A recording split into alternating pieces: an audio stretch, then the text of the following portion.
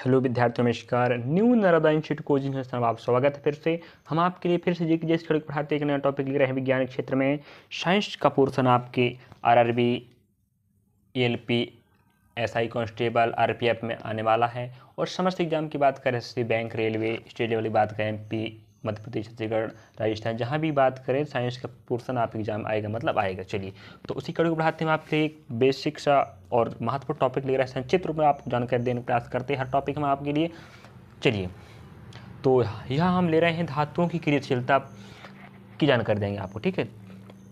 धातुओं की क्रियाशीलता, तो यहाँ आप देख सकते हो, हमने आपके पास एक चार्ट बनाए हैं, जो चार्ट आप देख सकते हो स्क्रीन पर। चलिए, यहाँ कुछ भी नहीं, आपको आद करना पड़ेगा विद्यार्थी, बिना आद करे बनने वाला नहीं है, और हम आद करेंगे तभी बन पाएंगे। चलिए, तो यहाँ हमें बहुत सी जानकारी प्राप्त हो रही है कि क्रियाशीलता, एक बात ध्यान रखें विद्यार्थियों, जिस भी धातु की क्रियाशीलता अधिक होती है वह स्वतंत्र रूप में कभी नहीं रह सकता, और वो किसी से भी क्रिया करके कुछ भी बना लेता है, ऑक्साइड बना लेगा, ठीक है, कुछ भी बना लेता है।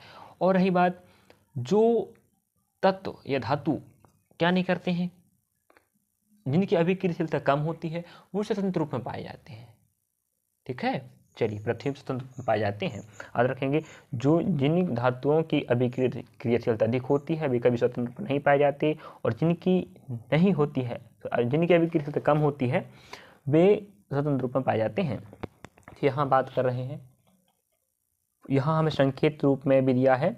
तो पोटेशियम का संकेत के होता है, नहीं तो पोटेशियम का पी बोले आप, तो पोटेशियम का के होगा, सोडियम का Na होगा, कैल्शियम का Ca होगा, और मैग्नीशियम की बात करें तो Mg होगा, एल्यूमिनियम के Al होगा, जस्ता का Zn होगा, लोहा का Fe होगा, सीसा का Pb होगा, हाइड्रोजन का H होगा, तांबा का Co होगा, और पारा का Hg होगा, चांदी का Ag होगा, और सोना का E होगा। तो विद्यार्थियों, आपको याद रखना पड़ेगा, क्या रखना पड़ेगा आपको याद, पता है कि साथ में हम यहाँ पढ़ रहे हैं धातुओं की अभिक्रियाशीलता।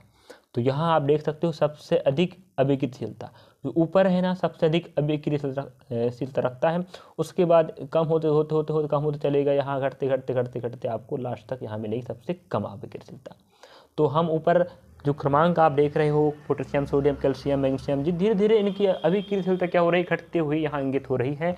तो आप समझ सकते हो, ऊपर से नीचे आओगे तो अभिक्रियाशीलता क्या घटेगी। और जब हम इस तालिका की बात करें तो नीचे से ऊपर जाओगे आप, सोना, चांदी, पारा, तांबा, तो अभिक्रियाशीलता क्या होगी, बढ़ेगी, ऊपर से नीचे आओगे तो घटेगी।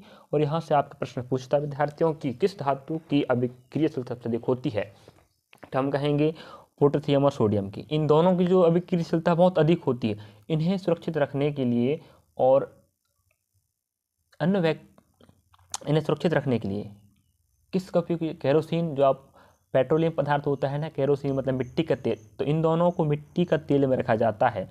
और आप जरूर देखे होंगे जो पोटेशियम सोडियम होता है ना, आप लैब स्कूल स्तर में आप पढ़े होंगे या कॉलेज लेवल में, तो आप साइंस बैकग्राउंड से विद्यार्थी होंगे तो जरूर आप जानते होंगे, इन्हें सोडियम और पोटेशियम को मिट्टी के तेल रखा जाता है लैब में भी, क्योंकि ये इनमें अभिक्रियाशीलता अधिक होती है। और ये दोनों ऐसे हैं कि इनमें जो अभिक्रियाशीलता अधिक होती है और इनका जो गुण होता है ज्वलनशील, अति ज्वलनशील पदार्थ होते हैं, धातु हैं, ठीक है।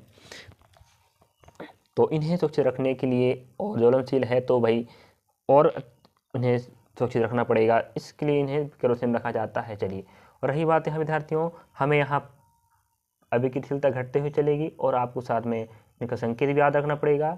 चलिए, और यहाँ बात करें चांदी और सोना की बात करें, तो चांदी एक ऐसा धातु है जो विद्युत का सबसे अच्छा कुचालक माना जाता है।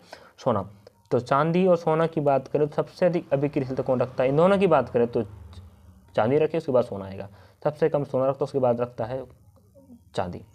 तो इन दोनों की बात करें तो आभूषण आप देखे होंगे, आभूषण बनाए जाते हैं, तो आभूषण बनाए जाते हैं उस समय क्या होता है, इन दोनों में जो बहुत जल्द इनके बनाए आभूषण खराब नहीं होते, क्योंकि ये इनमें अभिक्रियाशीलता क्या होती है, कम होती है। तो ये किसी भी वायु से, हवा से, या कहें नम या बरसात का जो पानी होता है, या जल से क्या नहीं कर सकते, जल से अभिक्रिया नहीं करते, क्योंकि क्रियाशीलता क्या होती है, सबसे कम होती है।